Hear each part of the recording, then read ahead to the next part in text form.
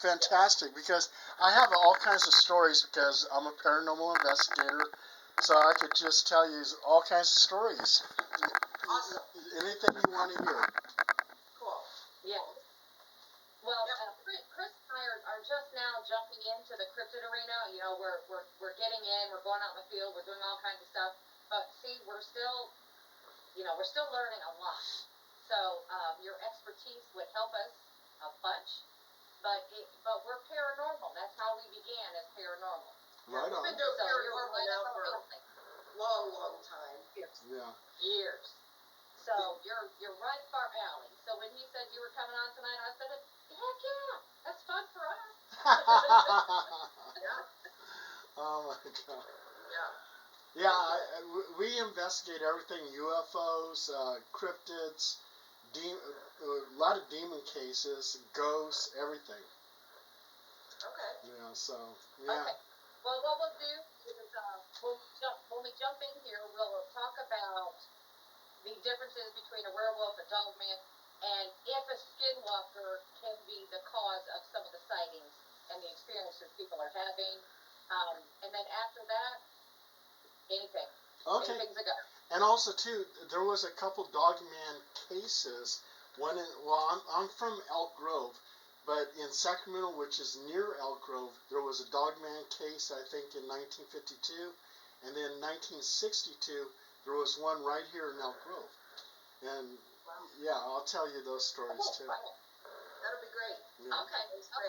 Yeah. Well, we can just jump right into stories. Okay. Yeah. We can just jump right into stories. Yep. Yeah. And how we usually do the shows, we do the same way.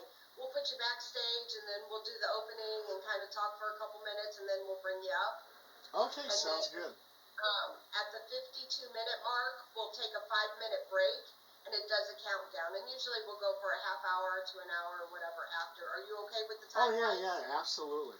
Okay. Okay. Yeah. In fact, I'm gonna run and get some coffee real quick, and I'll be right back.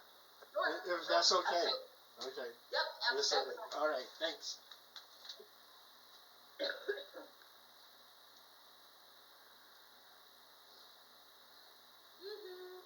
I'll finish my cigarette here real quick. Okay. Got Yeah, 2 I was minutes. thinking about that. I'm gonna take one real quick too.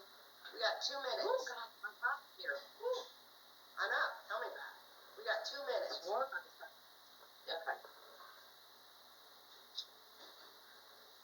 Now it's the same thing with Tex's intro, except you have to wait just a little bit longer to hit his intro. Put it back on his logo, leave it for 15 seconds, and then start, because he does wait a little bit longer on his.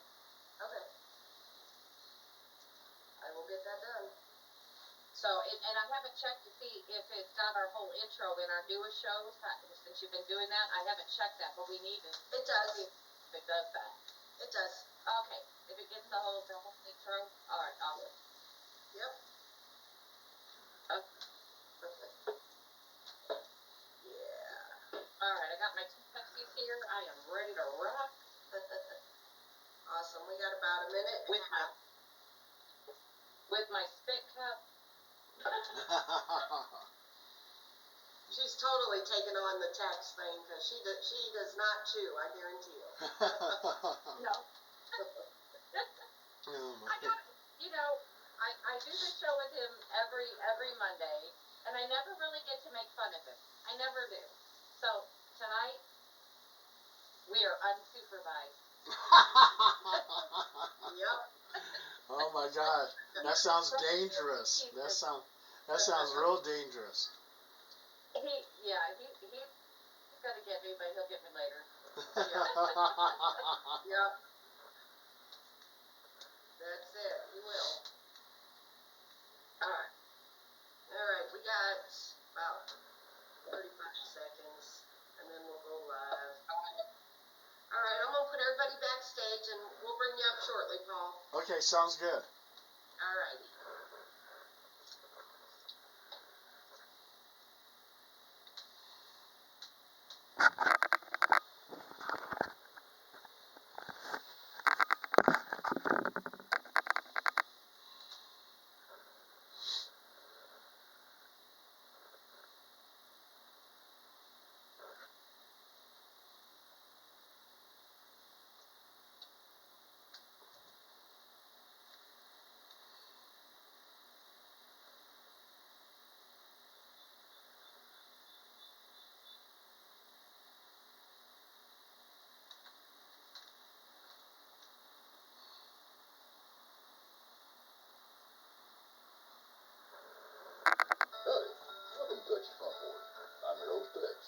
saddle up with me and my co-host. We're about to sink a spur and go on a ride that takes us down some rocky and windy trail. We're going to do our level best to cipher out everything we can about all sorts of critters.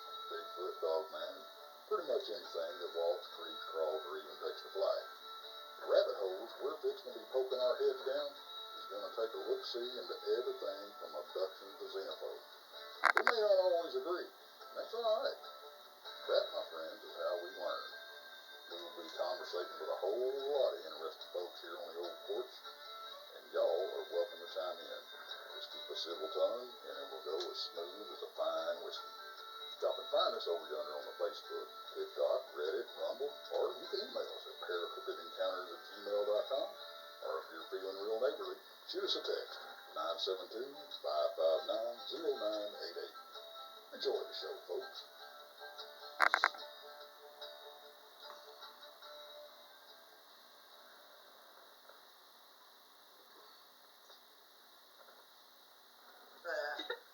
Everybody's Yep. looking at us funny.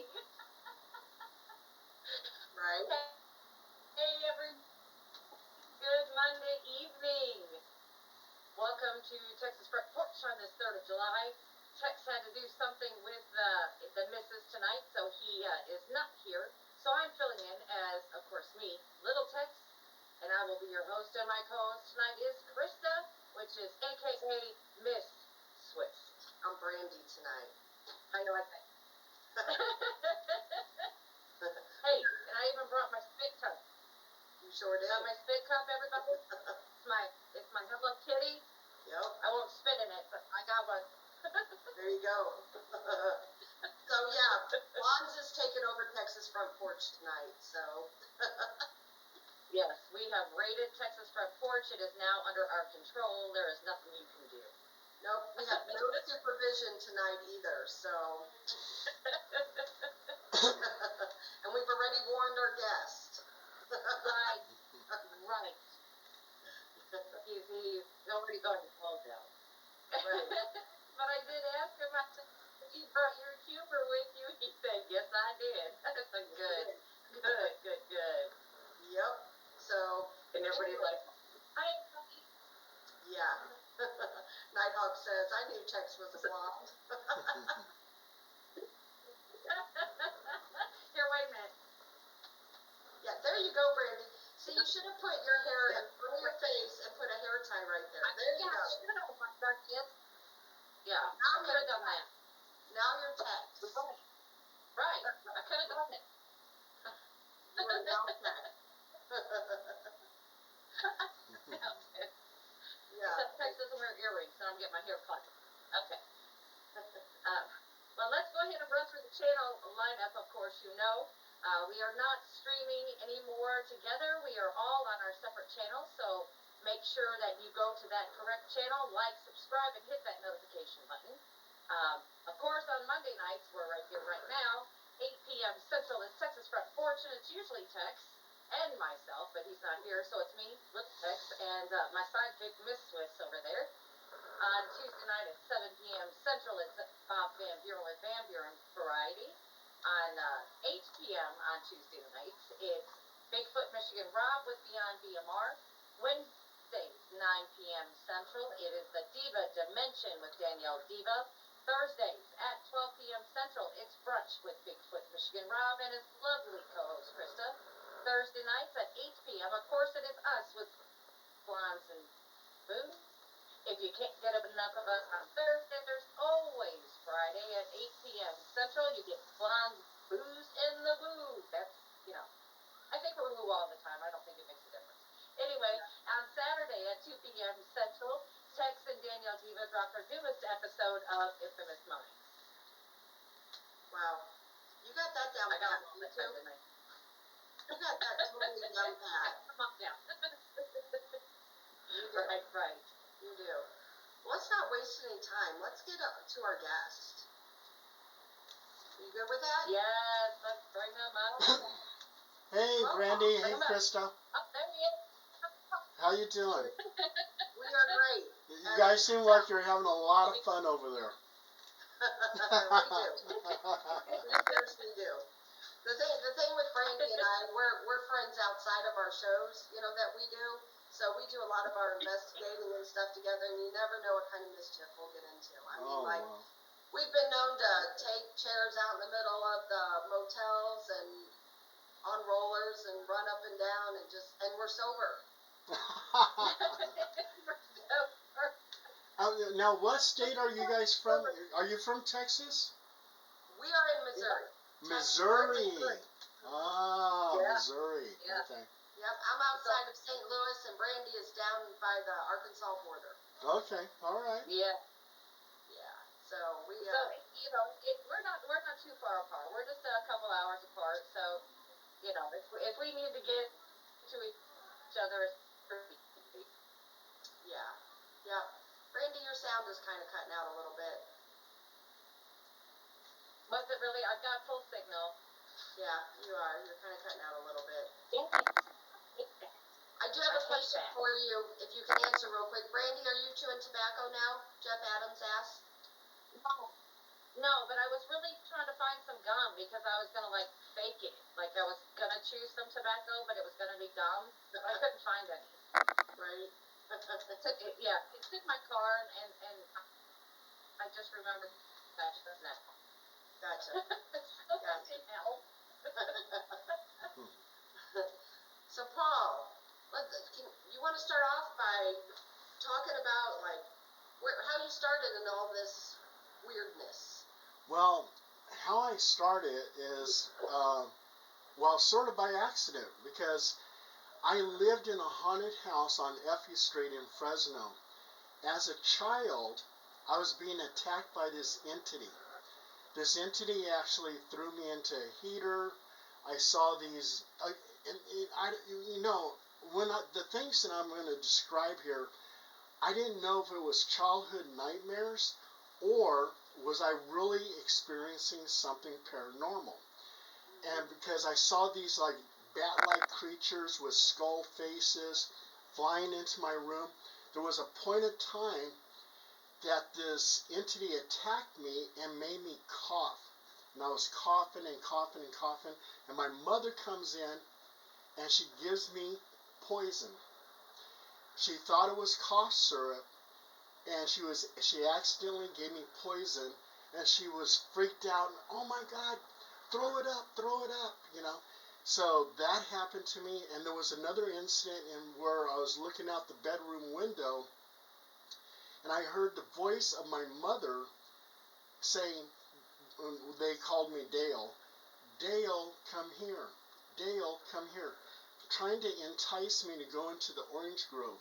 And my mother was in the kitchen, so that wasn't my mother. And I was just totally terrified. So when we finally moved away from that house, I started getting into the paranormal. I started reading books. So I started reading books by Brad Steiger. I got into Ancient Aliens with Eric Von Daniken. I just started reading all kinds of paranormal books because what I wanted to know, did I really experience something paranormal? Sure. So as I became an adult, I became friends with Brad Steiger, and I told him about my experiences, and some of my articles actually wind up in his books. So bless his heart. And as my life moved on, from 1973 1976, I was working undercover narcotics with the drug suppression team with Criminal Investigation Division. So that kind of helped me with my paranormal career as an investigator. And I had like a 3-year break. And during that 3-year break, you're going to laugh, but you can actually Google this. But during my 3-year break, I was a disco dancer. And I had the Guinness Book of World Records of disco dancing for 205 hours, 8.5 days. So That's awesome. So if you Google Paul Dale Roberts disco, you'll see it. But let me get away from that. Okay. So then in 1979, I went into military intelligence. And how I got into military intelligence is I was watching a James Bond movie, And as I was watching James Bond, I was going, what was it that those military intelligence guys did?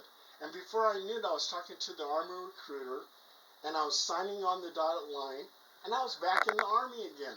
I was a 97 Bravo intelligence analyst, and on one particular day, 6 photographs came in. And I've talked about this, and I wrote articles about it, but 6 photographs came in. And those 6 photographs were from reconnaissance satellites and reconnaissance aircraft. And they were 6 pictures of UFOs. And each picture represented a video of that UFO. And on the back of the photograph, it said intelligent movement. Wow. So that told me right there that military intelligence, I was in the Army, was still investigating UFOs. And even though that Project Blue Book shut down in 1969, the Army or Navy and everything else were still investigating UFOs. And that went to the DIA, Defense Intelligence Agency, and then from there it went to the CIA, and then it went to a black hole and disappeared, and who knows what happened after that. But as I got out of the service, I met a ghost hunter, and she goes, Paul, she goes, you're a journalist, you write travel articles and everything else. Why don't you write an article about our ghost investigation? I said, yeah, why not? So they took me over to the National Hotel. I interviewed everybody. I wrote this really nice article, and it was published in 2 British magazines. And then before I knew it, the owner of that group said, Paul, she goes, you'll be our ghostwriter. I want you to go to all our investigations. So I started writing articles about all the investigations. The articles got pretty popular, so we wind up being on different documentaries like Penn and Teller's Bullshit. That's the name of the TV show. And a bunch of other documentaries that we got involved in. And before I knew it, the owner quit, and I became the owner of Halo Paranormal Investigations, and we continue on to this day, still doing paranormal investigations. And we've been to a lot of very notable places. I did Skinwalker Ranch, Area 51, the bridge over River Kwai in Thailand, Stonehenge, Dublin Castle. So I even did a case over in Aruba of Natalie Holloway, the murder victim, and we did an investigation with Natalie Holloway. And that's about sums it up. That's how I became a paranormal investigator. Wow. That's not becoming, that's jumping in head first. Right. We got a lot to talk about tonight, because there's several places you mentioned that I'd like to talk about, but we're also going to talk about dogmen and werewolf and everything else, so we might be here a while. So how did you go from paranormal to cryptids? Because that's, for us it wasn't too far of a jump, really, for us. But how was it for you? I mean, going from, the paranormal activity to the military to the government to UFOs, and how did that all come in?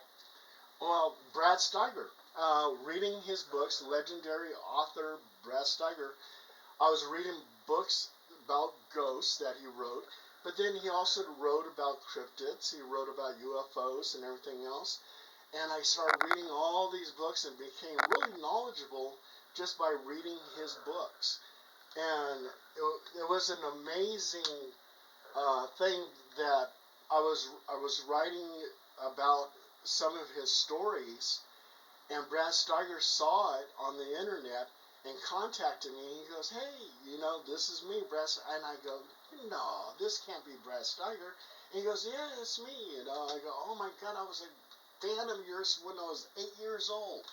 So, and then before I knew it, he would go, would you like to contribute to my books? And I started providing him various articles, and I found my articles in his books. Now he's passed away, which is real sad. Oh, Right. Yeah. Wow. But, you know, he left us a legacy for sure. Oh yeah, absolutely. So, I mean, you know, you know, who has that? I mean, a lot of people don't even get to write that many books and leave that, and he actually did. So, Oh you yeah. know, we give the prayers up to him and the thank yous. That's true. That's true. Wow. So, our discussion is, you know, it's Dogman versus werewolves. And then we're adding in skinwalkers because we're hearing more and more about that. And what is there a connection between them, or are they all separate? That's, you know, to me, it's kind of like I'm hearing all kinds of different things. Like there's the werewolf, the dog man, the wolf man. There, you know, what is basically folklore? What is actually a cryptid? And you know, and is the skinwalker imitating any of these? Yeah, and I think it's all connected. Is some of it is misidentification. People who are seeing Dogman are maybe actually seeing a werewolf. We had a couple cases right here in Sacramento County. We had the Dogman of Laguna Creek wetlands, and that's actually real close to my house. And it was back in 1962, December of 1962. This gentleman named Darian Wilcox. He said that he was actually from Seattle, Washington, and he was visiting friends in Elk Grove. And he said his grandmother Sarah had a ranch on Francisca Way and Franklin Boulevard, and that was in 1962. It was pretty desolate out here. And she saw this dogman creature on all fours sniffing around out in the field. And then it became bipedal. It was about 6'1", she said. And she said that this dogman had red eyes, and if you looked at his eyes, they would change to a bright silver color. And she said his face looked like a German shepherd's face, and that's why she said it was a dogman. Well, if you look at a Siberian Husky, some people misidentify Siberian Huskies with wolves. And a Siberian Husky is a dog. So that's why I think that actually dogman, werewolf, skinwalkers, I think they're all the same. And with skinwalkers, that goes back to your Native American lore, the stories of these people who can change into something that looks like a wolf or look like a dog. So, yeah, I think it all connects and it's all the same. Also, too, there was a Sacramento dogman, and that was in 1953. And this happened close to the state capitol. And this guy's grandmother was 12 years old when she encountered this dogman. She was watching TV, and from her window, she saw this dog-like creature looking at her through the window. And from where the window was located, it had to be almost 7 feet tall. Wow. Yes. So, and she said that it had dark gray eyes, and it changed to red glowing eyes. So our last case of dogman sighting was in 1962. We had 2 dogman sightings, 1953 and 1962. So that was kind of interesting. When I wrote my story that I learned from Damien about the 1962 case, I went on the internet to see if there was any other dogman sightings in Sacramento, and to my surprise, there was that one in 1953. So I think that's all connected. Wow. Wow. And, yeah, you know, no, I wonder if some of it is misidentification. Right. you know, because some say, you know, hey, it was Dogman, some say it was a werewolf, and you know, I'm wondering if when we get out there, that sometimes maybe the adrenaline and the fear gets the best of us, that we're not getting the details exactly right, that it may be one or the other, but it's not exactly that. It may not be a Dogman, it may be a werewolf. You know, that's kind of what we're trying to